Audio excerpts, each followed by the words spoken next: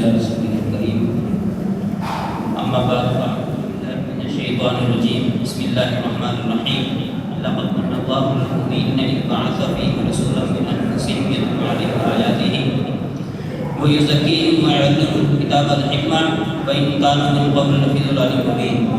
وقال النبي صلى الله عليه وسلم من كذب علي متعمدا فليتبوأ مقعده من النار أو كما قال النبي صلى الله عليه وسلم. پہلی بات تو یہ ہے کہ میں کوئی خطیب نہیں ہوں، حضرت کی محبت یہاں پر لے کر آ گئی ہے اس پروگرام کے اندر. میں اتنی دیر سے یہ سوچ رہا ہوں کہ تھوڑی سی بات توجہ سے سننا، اگر بات توجہ سے نہ سنی جائے تو اس کا مطلب غلط نکل جاتا ہے اور پھر اس کی وجہ سے غلط فہمی پیدا ہوتی ہے. اتنی دیر سے میں ایک بات سوچ رہا ہوں، یہ فیصل آباد کا ایک واقعہ ہوا تھا، اس عورت والا جس نے خود کا دعویٰ کیا، اس کا موبائل کے اندر ویسے چل پڑا تھا کافی زیادہ. میں اپنے گھر کے اندر اپنے گھر کے بچوں کو دکھا رہا تھا، تو میری بیٹی ہے 5-6 سال کی. جب وہ جو ہے ویڈیو ختم ہوئی تو میں نے اپنی بیٹی سے پوچھا کہ یہ عورت صحیح کہہ رہی ہے، اس نے جو دعویٰ کیا نبوت کا، جو بات کی، اب 5-6 سال کی میری بیٹی ہے. وہ کہنے لگی کہ یہ تو غلط کہہ رہی ہے. میں نے کہا کیسے غلط کہہ رہی ہے؟ کہنے لگی کہ عورت تو نبی ہو ہی نہیں سکتی ہے. میں نے کہا اچھا چلو مرد تو نبی بن سکتا ہے نا؟ کہنے لگی کہ ہاں بن سکتا ہے. میں نے کہا پھر کوئی نبی آ سکتا ہے؟ کہنے لگی کہ نہیں آ سکتا. میں نے کہا وہ کیوں؟ کہنے لگی کہ ہمارے نبی تو آخری نبی ہیں، اور یہ کہنے لگی کہ جو مرد نبی تھے وہ ختم ہو گئے. اس کو یہ آخری نبی یا ختم نبوت کا تو پتہ نہیں بچی ہے، لیکن یہ کہنے لگی کہ مرد جو نبی تھے وہ ختم ہو گئے. میں نے کہا وہ کیسے ختم ہو گئے؟ کہ ہمارے نبی جو ہے جب ختم ہو گئے ان کے بعد کوئی نبی آنا ہی نہیں ہے. تو ہمارے لیے بڑے درد و فکر کی بات ہے کہ ایک آدمی دعویٰ کرتا ہے، چاہے مرزا نے دعویٰ کیا، آج سے 100 سال پہلے دعویٰ کیا، وہ کوئی پیدائشی تو اس نے دعویٰ نہیں کیا تھا، بڑے ہو کر کیا تھا. اس کو اس دعوے کے لیے کیسے تیار کیا گیا، جو بھی پیچھے پروگرام بہت ساری لمبی چوڑی بات ہے اس کو چھوڑے. جب اس نے دعویٰ کیا، کیا اس وقت ایسے لوگ نہیں تھے جو کلمہ پڑھنے والے تھے اور وہ اس کے پیچھے لگ گئے؟ ہمارے جیسے ہی تھے، وہ ہمارے جیسے انسان تھے جس نے اس کی نبوت کا اقرار کر لیا. اور صدیاں گزر گئی اور سینکڑوں سالوں گزر گئے اور ابھی تک وہ بات چل رہی ہے اور وہ ختم نہیں ہو رہی ہمارے اندر سے. اور قادیانی کا پیغام وہ آج بھی چل رہا ہے اور لوگ جو ہے اس کی دعوت کو چلا رہے ہیں. مثال سے ایک بات سمجھیں، ایک آدمی کا رقبہ ہے، اس رقبے کے اوپر اگر وہ جانا چھوڑ دے 2-4 سال، اگر وہ اپنے رقبے کو نہ دیکھے تو کیا ہوگا؟ پتہ ہے نا سب کو، سانپ اور بچھو کے پہلے وہاں جھاڑیاں پیدا ہوں گی، کانٹے دار جھاڑیاں، اور پھر اس کے اندر جو ہے ایسے جانور پیدا ہو جائیں گے جو انسان کو تکلیف پہنچائیں گے اور ان کا اپنا کوئی مقصد نہیں ہوگا، صرف ایذا مقصود ہوگی، اور وہ سانپ اور بچھو ہیں. تو سانپ اور بچھو پیدا ہو جائیں گے. جس کا رقبہ ہے وہ بھی وہاں جاتے ہوئے ڈرے گا. میرے محترم دوست بزرگوں، اللہ پاک نے ہمیں لا الہ الا اللہ محمد رسول اللہ جیسی دولت عطا فرمائی ہے، اور نبی کریم صلی اللہ علیہ وسلم کا امتی ہمیں اللہ پاک نے پیدا کیا. ہم اپنی ایمان کی حفاظت اگر نہیں کریں گے تو پھر چور اور ڈاکو پیدا ہوں گے جو ہمارے ایمان کے بھی ڈاکو بنیں گے، ہمارے اعمال کے بھی ڈاکو بنیں گے، ہمارے دین کے بھی ڈاکو بنیں گے، پھر ہمارے نبی کے بھی ڈاکو بن جائیں گے. اس میں غلطی کس کی ہے؟ سانپ اور بچھو کی غلطی ہے کہ جو اس رقبے کے اندر آ گئے، یا رقبے کے مالک کی غلطی کہ اس نے اس کو دیکھا نہیں جا کر اور اس پر محنت نہیں کی اور اس کی حفاظت نہیں کی. ہمارے یہاں کیونکہ کراچی نزدیک ہے، 200 کلومیٹر ہم سے جو ہے کراچی ہے. میرے دوست ہیں، کہنے لگے چلتے ہیں ایک جگہ پر. انہوں نے جگہ لی ہوئی تھی، خریدی ہوئی تھی جگہ، اور گئے وہاں، دیکھا، اطمینان ہوا، واپس چلے گئے. میں نے کہا کیا بات ہے؟ یہ تو اس کی 4 دیواری پہ دروازہ بھی لگا ہوا، پھر بھی دیکھنے آتے ہو اس کو. کہنے لگا کہ مجھے مہینے میں 2 دفعہ لازمی یہاں پر آنا پڑتا ہے. اگر کراچی میں یہ ماحول ہے، اگر اپنی جگہ کے اوپر جو خالی پڑی ہو، پلاٹ ہو یا 4 دیواری بھی بنی ہوئی ہو، اگر مہینے میں 2 سے 3 دفعہ وہاں چکر نہ لگے تو لوگ قبضہ کر لیتے ہیں. پھر کوئی مائع کا لال اس کا قبضہ نہیں چھڑوا سکتا ہے. جتنے مرضی کاغذات لے آؤ، جتنی مرضی سندیں لے آؤ، کچھ بھی لے آؤ، کچھ نہیں ہو سکتا.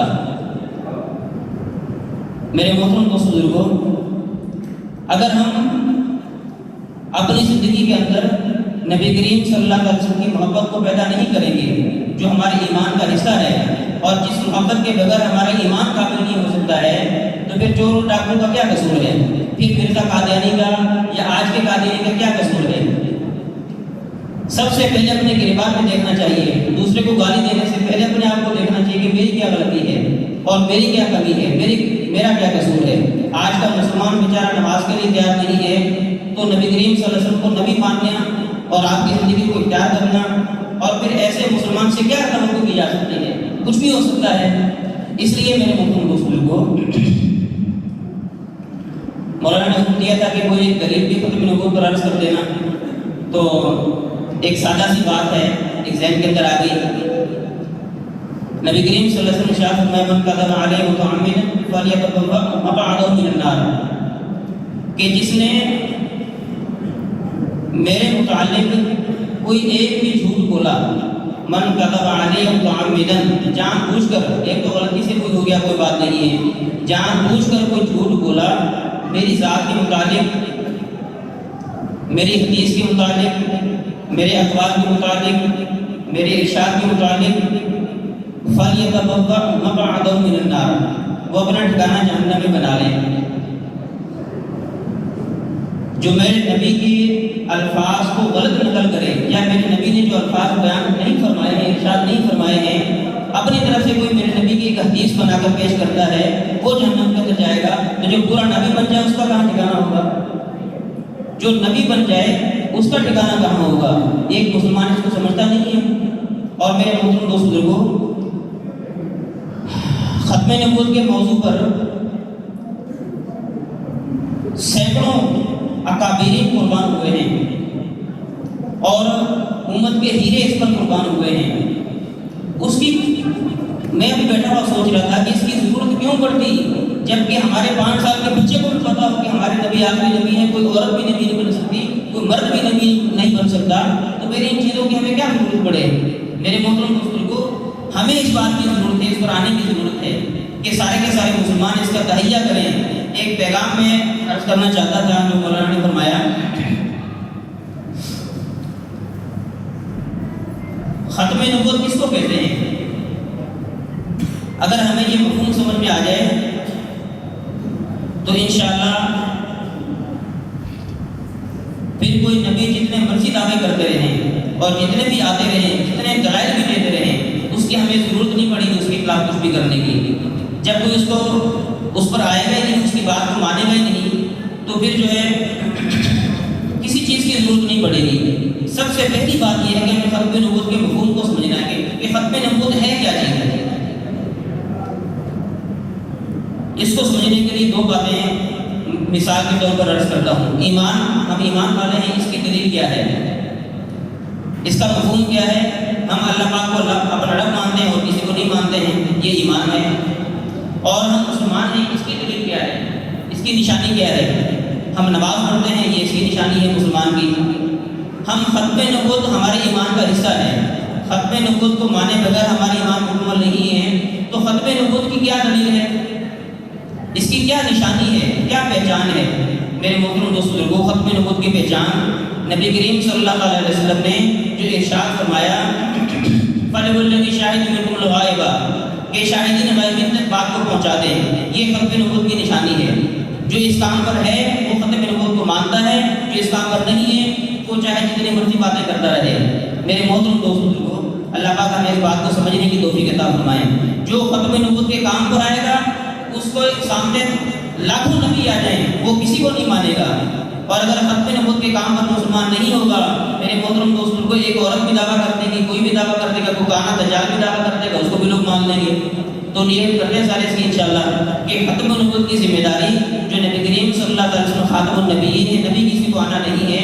اللہ پاک نے ہمارے ذمہ کام لگایا ہے، ذمہ داری لگائی. وقت پتہ نہیں ہو گیا یا نہیں ہوا، مجھے پتہ نہیں ہے. میرا میں ایک بات عرض کرنا چاہتا ہوں، وہ بات مکمل کر کے انشاءاللہ میں آپ سے اجازت لوں گا کہ ختم نبوت کی ذمہ داری اللہ پاک نے ہمیں جو عطا فرمائی ہے، اس ذمہ داری پر ہمیں آنا ہے۔ اصل ختم نبوت کا جو مقصد ہے، نبی کریم صلی اللہ علیہ وسلم کے بعد کسی نبی کو نہیں آنا، اب ہر کلمہ گو کے ذمہ یہ کام ہے۔ نبی والی ذمہ داری اللہ پاک نے ہمیں عطا فرمائی ہے۔ جو اس ذمہ داری پر آئے گا پھر اس کو کوئی دلائل کی ضرورت نہیں پڑے گی کہ یہ دلائل ہو کہ نبوت یہ جھوٹا نبی پیدا ہوا ہے، اس کے خلاف ہم پروپیگنڈے کریں، پروگرام کریں اور اس کے خلاف ہم تھانوں کے اندر جائیں، کورٹ کچہریوں میں جائیں، کہیں نہیں جانا پڑے گا۔ جب ہم ختم نبوت کی ذمہ داری پر آئیں گے، جب اس ذمہ داری پر نہیں آئیں گے تو یہ سب کچھ کرنا پڑے گا جو کرنا پڑ رہا ہے، اور جس کے پیچھے میں نے کہا سینکڑوں علماء اور امت کے ہیرے قربان ہوئے ہیں۔ اتنی بڑی قربانیوں کی امت کو ضرورت نہیں پڑے گی جب ہمارے بچے کو پتا ہوگا کہ ہم کون ہیں۔ نیت کرتے ہیں سارے اس کی انشاءاللہ اللہ پاک ہم سب کو عمل کی توفیق عطا فرمائیں، اور ختم نبوت کے صدقے اللہ پاک نے ہماری جو ذمہ داری لگائی اللہ پاک ہمیں اس پر عمل کی توفیق عطا فرمائیں۔ وآخر دعوانا ان الحمد للہ۔